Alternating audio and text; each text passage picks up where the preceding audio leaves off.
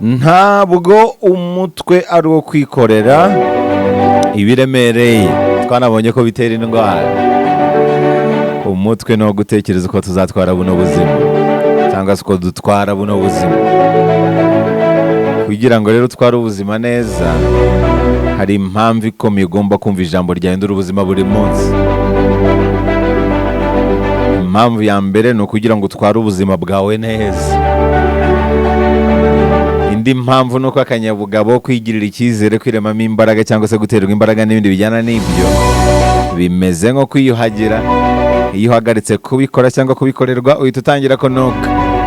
Tugomba guhora twiyuhagira buri munsi kugira ngo tutanuka. N'ijambo ryahindura ubuzima tugomba kuryumva buri munsi kubera ko bidutera imbaraga, bimeze nko kwiyuhagira. Uhagarika kubyumva ugahita utangira kunuka. Tugomba kumva ubutumwa bwiza buri munsi kubera ko twibagirwa buri munsi. Umugabo nabagejeje ejo hashize nakiriye message zirenga 50 zivuga ziti ikindi gice. Nanjye ndavuga nti ndinde wo kuvuga oya, ndinde wo kubwira oya inshuti mizi, ntacyo ndicyo cyatuma mvuga oya. Uyu munsi rero munyemerere turebe ikindi gice cy'amagambo yahindura ubuzima yavuzwe na Nkomezi Rumenera wa Sebasonera. Nababwiye ko ari inzu y'ibitabo, ni umuvugabutumwa, ni umufasha imyumvire, ni umwanditsi, ni umuhanzi, ni umujyanama, ni umucurabwenge, ni umukristu, ni umwana wa 4 mu bana 9 ba Sebasonera Rumenera. Rumenera wa Rugabo. Nababwiye ko afite abana 4, akaba aravutswe itariki 14 z'ukwezi kwa 4 umwaka 1978, avukira muri Congo, muri Kivu y'Amajyepfo, hariya Ijambo, Mukongomani wo mu bwoko bw'abanyamurenge, ariko hariya muri Leta Zunze Ubumwe za Amerika. Abantu benshi bagiye bakunda amagambo yagiye avuga yahindura ubuzima, nagiye mbagezaho ibice bitandukanye. Uyu munsi rero munyemerere n'ubundi akomeze adusangiza amagambo yahindura ubuzima. Umusanzu we n'intagereranywa mu nzu y'ibitabo. Yigeze kuvuga ngo umuntu ntahemukira uwo bashakanye, ahemukira impamvu yabahuje. Ese burya abantu bahuzwa n'iyihe mpamvu?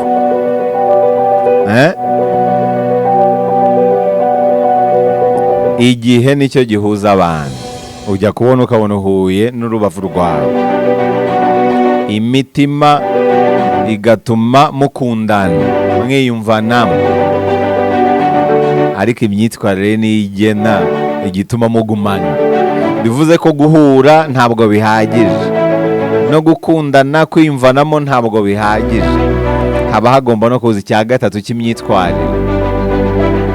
Ntabwo rero uhemukira uwo mwashakanye, ahubwo uhemukira izo mpamvu zose zabahuje.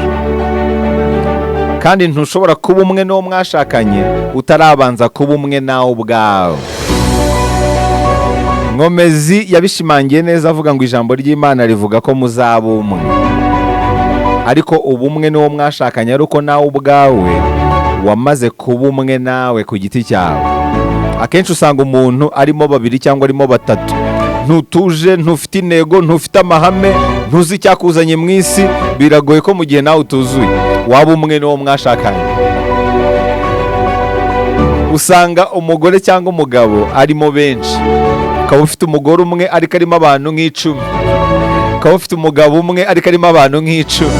Buri munsi aragutungura kubera ko nawe ntabwo ari umwe nawe ku giti cye. Imbere muri we ntabwo humvikana, aratatanye. Nkomezi avuga ko burya mu nzu hashobora guhuriramo abantu 2. Tukaba tuzi ko habamo abantu 2, ariko harimo abantu benshi. Harimo abantu benshi bari mu muntu umwe. Asobanura ko ikirukana abantu benshi mu ngo ni ukwinjira mu buzima bw'uwo mwashakanye, ugasanga uwo mwashakanye ntaba mu buzima bwe. Arashaka kubaho nk'abaturanyi, arashaka kubaho nk'abo yirirwa abona kuri social media, arashaka kwitwara nk'abagore ahora abona kuri Twitter, kuri TikTok, kuri Instagram, kuri Facebook. muri make ntabwo ari we nka we nyirizina ari kubaho ubuzima bw'abandi. uwo muntu rero kumushobora biragoye. N'umugabo bikabuko ari mu birere aririye ari mu bicu, biragoye rero ko urwo rugo rwashoboka. Iyo rero winjiye mu buzima bw'uwo mwashakanye ugasanga ntaba mu buzima bwe, iyo ugeze musanga harimo irungu, niho rero ngo hava gutandukana. Ni hahandi umuntu atandukana na mugenzi we, ariko wajya unibaza se mwapfuye iki, nawe akakubwira ati ntacyo nzi twapfuye. Ugashaka ikintu mwarapfuye kikabura. Biba byaratewe n'irungu uwo mwashakanye yagize nyuma yo gusanga utaba mu buzima bwawe. Muri make yasanze urimo benshi. Nkomezi yaravuze ngo Imana ntikunda amashyi nk'amashimwe. Usanga kenshi dukoma amashyi, ariko Imana ikunda amashimwe kurusha amashyi, cyane cyane yayo mashyi atarimo amashimwe. Aranavuga ngo guhitiramo umwana neza ni ukumwigisha guhitamo neza. Ushobora guhitiramo umwana neza akabyita ko wamuhohoteye cyangwa se wamubangamiye, byose biterwa no kutamwigishije guhitamo neza. Muri make banza umwigishe guhitamo neza, ikindi cyose uzamuhitiramo kizagenda neza. Aranavuga ngo gusenga ntibyongerera Imana imbaraga, ahubwo byongera imbaraga z'Imana muri twe. Yaranavuze ngo Imana ntikoresha agenda, ikoresha agenda. Muri make Imana ntikoresha gabo na gore, ahubwo ikoresha intego yayo kuri wowe, hatitawe ngo uri umugabo cyangwa uri umugore. Ni byiza rero guhagurukira umugambi w'Imana kuri twe. N'ikibazo cy'uburinganire cyashyirwaho akadomo mu gihe abantu bahagurukiye umugambi wayo. Yaravuze ngo iyo kwandavuye kuzana kwandagara ko hazaza, yigiramo n'insubirajwi. Aranavuga ngo umugabo udafata ibyemezo bihamye bibangamira umugore we kuruta gufata icyemezo kibangamira umugore. Muri make gufata ibyemezo k'umugabo nicyo kintu umugore aba akeneye, kabone n'ubwo icyo cyemezo cyaba kimubangamiye. Umugore burya atenguhwa no kubona umugabo nta byemezo afata, kabone n'ubwo byaba bimubangamiye. Kudafata ibyemezo k'umugabo bihungabanya umugore kurusha uko yahungabanywa no gufata ibyemezo bimubangamira. Niba uri umugabo rero, umugabo agizwe no gufata ibyemezo. Ni naho haturuka ko umugabo yuzuza umugore, kubera ko umutwe w'umugore uri mu mutima we. Ibyemezo byose umugore afashe biba biganjwe n'amarangamutima. Umugabo rero niwe uza kuringaniza ayo marangamutima. Iyo rero uri umugabo udafata ibyemezo, umugore arahungabana cyane. Ni bya bindi bajyaga bavuga ngo umugore ngo nubona atangiye kubaza ibyo kongera wenda amafaranga n'ibiki, ngo ujye ubanza wisuzume mbere yo kuyamuha. Ngo hari igihe aba adasaba amafaranga ari kuvuga ibindi utafatiye ibyemezo. Akaba ari kubwira ibi n'ibi, ngo mbere yo kuyamuha jya ubanza wisuzume. Kuko umugore ashobora kubwira ikintu kirimo ibintu 10. Kubera ko umugore ari inyuma guhora apima urwego rw'umugabo mu bijyanye no gufata ibyemezo. Nkomezi yaravuze ngo iyo mutavuga rumwe mu byo mutoza abana, muba mubatoza kutavuga rumwe hagati yabo ndetse namwe mudasigaye. Aranavuga ngo iyo abakinnyi batsinzwe mu irushanwa, burya umutoza aba yaratsindiwe mu myitozo. Yigeze no kuvuga ngo gusonza bizahaza umubiri, ariko kwisonzesha bizahura umubiri. Gusonza bishobora kuzahaza umubiri, gusonza utabishaka kubera wenda kubibura n'ibindi bibazo, ariko noneho kwiyiriza ubusa wabishatse bishobora kuzahura umubiri. Aranavuga ngo kubera iterambere abantu bimuye gukoranaho by'umubiri, babisimbuza gukora mu birahure bya telefone. Ni nka bya bindi bavuga ngo telefone ziduhunza abantu basobanuye byose mu buzima bwacu, zikatwegereza abantu tutazi, batadukunda kandi natwe tudakunda. Usanga umuryango ari abantu 5 bicaye, buri wese ari muri telefone, ntawe uvugana n'undi, ahubwo arimo aravugana n'abantu bari kure ye, batanamwitayeho rwose, bibereye mu byabo. Niyo mpamvu Nkomezi yavuze ngo gukoranaho byasimbuye no gukora kuri touch screen. Nkomezi yaravuze ngo iyo waneshejwe n'ibyo wahoraga unesha ntabwo biba byongereye imbaraga, ahubwo ni wowe uba watakaje imbaraga. Ntabwo ibibi biguherana kubera ko byiyongereye imbaraga, hoya wowe watakaje imbaraga zo kubijya hejuru. Uyu mugabo yaravuze ngo abari hanze baturebera kuri kamera, mu gihe abari mu nzu baturebera kuri kamere yacu. Aranavuga ngo ingaruka z'ibyo wirengagije gukora zo ntizizirengagiza kugukora. Ingaruka z'ibyo wirengagiza gukora ntizizazibuza kugukora. Aranavuga ngo iyo umutware w'urugo ari we wahindutse umutwaro, urugo ruba rwacitse umutwe. Yigeze no kuvuga ngo urukundo nyarwo ntirugira iherezo ryiza kubera ko rutagira iherezo. Uyu mugabo yaravuze ngo basanze ducura biriya by'ubucuzi, baraducuragurira batwigisha gucuranga no gucura, ariko gucura byo kuboneza urubyaro ngo niyo mpamvu tutakigira babucura.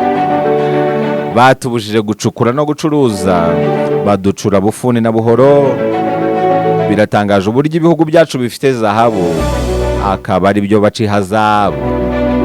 Yaranavuze ngo ab'Imana yakuye mu Misiri nibo bakoze misile ya mbere, none barabuza Irani gukoresha iraniyumu yabo. Arongera aravuga ngo urugo rufite urukundo n'ubusabane ku mugoroba barabazanya ngo wiriwe ute. Mu gihe urugo rutarimo urukundo n'ubusabane, uzi ikintu babazanya ku mugoroba? Wiriwe he? Muri bake iwanyu mu rugo ikintu kizakwereka ko urukundo rutagihari nuko uzajya wumva ijambo ngo wiriwe. Ariko mu gihe harimo wiriwe uti, muracyameze neza, muracyafite imyaka myinshi rwose, mu rushako haracyari uburyohe. Niba mu rugo wiriwe ute ariyo nyinshi cyane kurusha wiriwe, haracyarimo akaryohe rwose, haracyarimo agasukari. Ariko niba wiriwe he ariyo nyinshi kurusha wiriwe ute, mukwiye gusenga. Yaravuze ngo iyo mutamenye ko mutandukanye mu miterere, muratandukana burundu, kubera ko mwananiwe kumenya ko ubudasa bwanyu bubereyeho kuzuzanya aho kuberaho kubatandukanye. Uyu mugabo yaravuze ngo ubuzima buracuramye. Umusore ufite imbaraga usanga afite ubwenge budahagije bwo gukoresha izo mbaraga. Noneho umusaza mukuru cyangwa se umuntu mukuru utangiye kumenya ubwenge, ugasanga umubiri we washizemo imbaraga zo gukoresha bwa bwenge. Ubuzima buracuramye. Ufashe ubwenge bw'umusaza ukabuha umusore w'imyaka 25, yakora ibintu bihambaye. Ariko umuntu uko agenda asaza, ubwenge bwe butangira kuruta imbaraga z'umubiri we. Niyo mpamvu yavuze ngo ubuzima buracuritse. Yarongera aravuga ngo ubuzima buracuritse. Ufite iyajya atinda kubyuka, udafite iyajya akabyuka kare. Ubuzima buracuritse pe.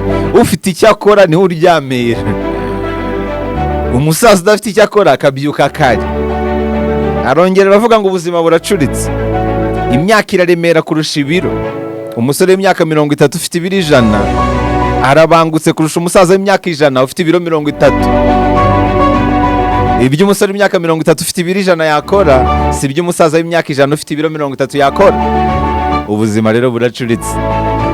Yaranavuze ngo ubuzima buracuritse. Abagabo banga abakobwa bajya mu kabari, ariko bakanga akabari katarimo abakobwa. Abagabo bakunda iki? Ubuzima buracuritse. Nkomezi yaravuze ngo ibyo utumviye mu kirambi ntibiramba. Aranavuga ngo umuntu ni envelope ya environoma yakuriyemo.